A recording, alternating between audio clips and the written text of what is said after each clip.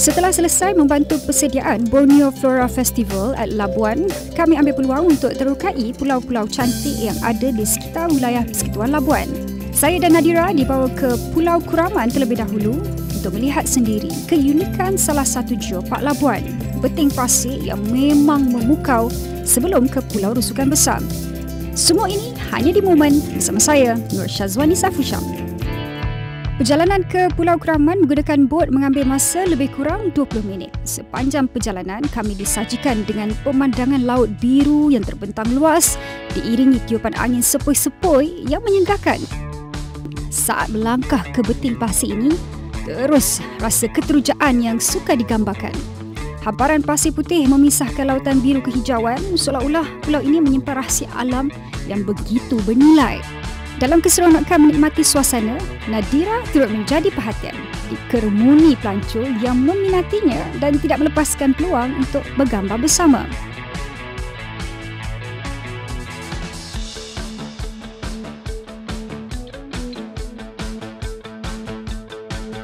Selepas puas menikmati keindahan dan bergambar di beting pasir di Pulau Kuraman, kami teruskan perjalanan ke Pulau Rusukan Besar.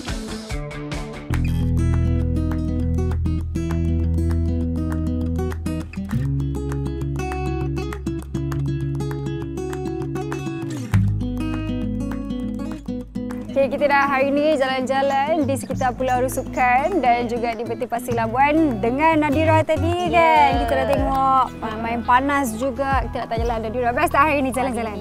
Sangat-sangat best. Experience saya lah.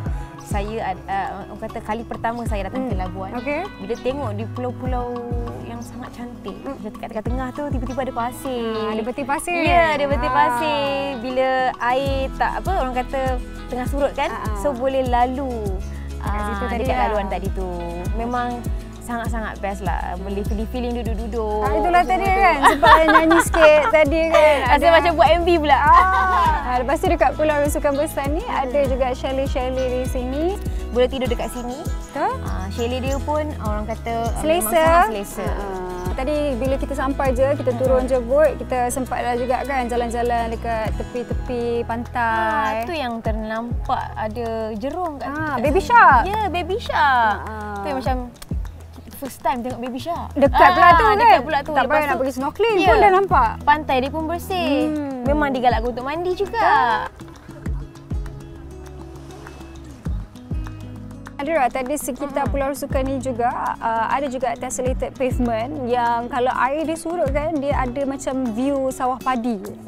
Walaupun dekat sekitar tepi pantai, so itulah antara keunikan yang ada dekat Pulau Rusukan ni. Inilah masanya untuk semua orang kan, tak kisahlah sekitar Sabah ke Sarawak ke, even Brunei pun kalau mereka yang menonton ni boleh explore lagi apa yang ada dekat Labuan, especially dekat Pulau Rusukan. Perjalanan kami diteruskan ke arah yang berbeza, dari laut biru ke hijau rimba. Dalam episod momen yang seterusnya, kami terukai kawasan Paya Bakau dan hutan simpan Kinabalu yang terletak di selatan Labuan. Kawasan ini bukan sahaja bersih dan terpelihara, malah menjadi pusat eko-pelancongan yang mempromosikan pemeliharaan alam semula jadi. Jangan lepaskan peluang untuk saksikan sendiri bagaimana keindahan semula jadi ini dipelihara demi kelestarian generasi akan datang.